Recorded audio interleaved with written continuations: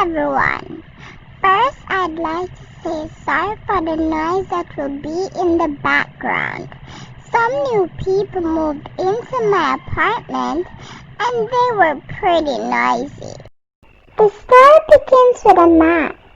Let's call him Thomas. And Thomas was my boyfriend. We met on December 21st at a Christmas party. It was my friend Kate's annual Christmas party, and she invited her friends and they invited their friends. And Thomas just happened to be one of the friends that were invited. He and I were dancing away the night, with other people of course. Then we bumped into each other under a mistletoe. We kissed and we've been in love ever since. Thomas was perfect. He was romantic, nonchalant, and not to mention generous. And I liked generous. Often he'd call me Mrs. Expensive because I liked being given expensive gifts. And Thomas always delivered. On every birthday, Valentine's Day, and Christmas. Those were the only days that he could buy me expensive gifts because he didn't make much working at the pizza joint. But after a while, I noticed that he started buying me extremely expensive gifts more frequently. He got me a harp for my birthday because he knew how much I loved to play. I asked him where he got the money from. Don't sweat it, babe. I got you covered. He always said. Not a clear answer, but it was good enough for a shallow, insatiable girl as myself. As time went by, he started getting me more gifts. First, he started getting me gifts every 2 months. Then it was every month. Then it became every week.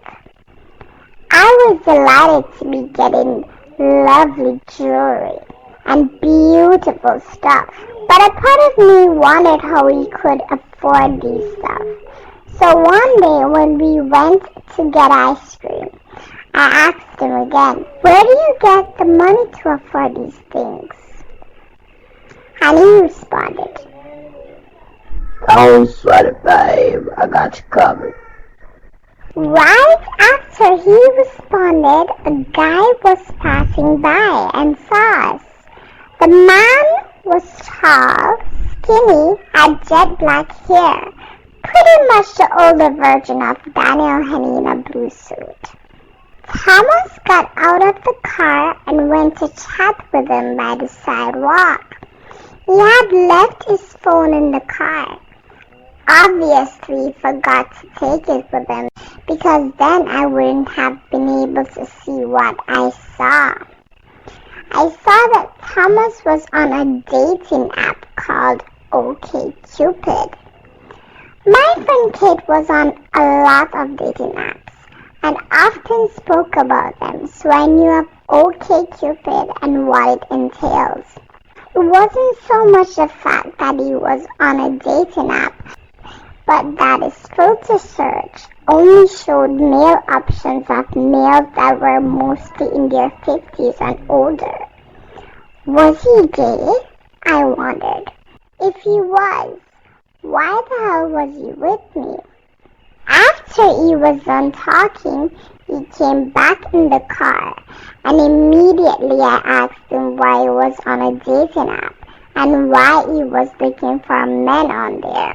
He explained to me that his pizza delivery job was really bad and that he hated it. So he went on the site to pretend to be interested in these guys to save up for his entrepreneurial dream and for us to be able to buy a house and live together. He said he loved me and he was doing this all for us. And like a fool, I believed him. He said that he was straight and he would never be with a man.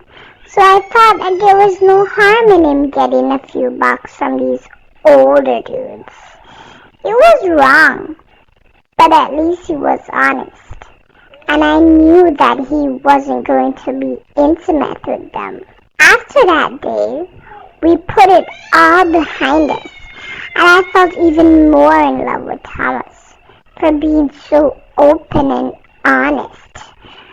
But while I loved him more, I felt like he was pulling away from me.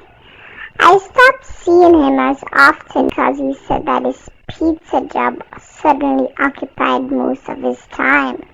But I started to wonder if he was just meeting up with the older guys and using his pizza job as an excuse to meet them. I didn't mind. I thought that he was straight. So once there was no intimacy being involved, it was fine with me. And I thought so for a while, until one day I was over Thomas's house and he left his phone next to me in the living room while he was making us some organic smoothies in the kitchen. His phone lit up and was ringing. It was on silent mode, so he couldn't hear it ringing. I saw that he had a ton of missed calls from the same number and other numbers under the name of Jack, Paul, Henry, and other males. It was no secret that he was involved with these men, so I didn't mind until I went on his Okcupid profile. I was curious to see the conversations that he was having with these men. And to my surprise, it was pretty bad. He spoke to a lot of guys, but there was one guy in particular that he messaged the most. And it was the same guy in the blue suit. In the messages, they said I love you to each other and spoke about how their life will be together. And then I saw it. The message read, I'm so glad you confessed to me that you were gay. I've been under the covers for years. As a businessman, I have a certain image to uphold, but with you, I can be myself. the blue suit guy said. Yes, babe. I can't wait for us to run away to the Bahamas together and just be free. Thomas said. I was in shock.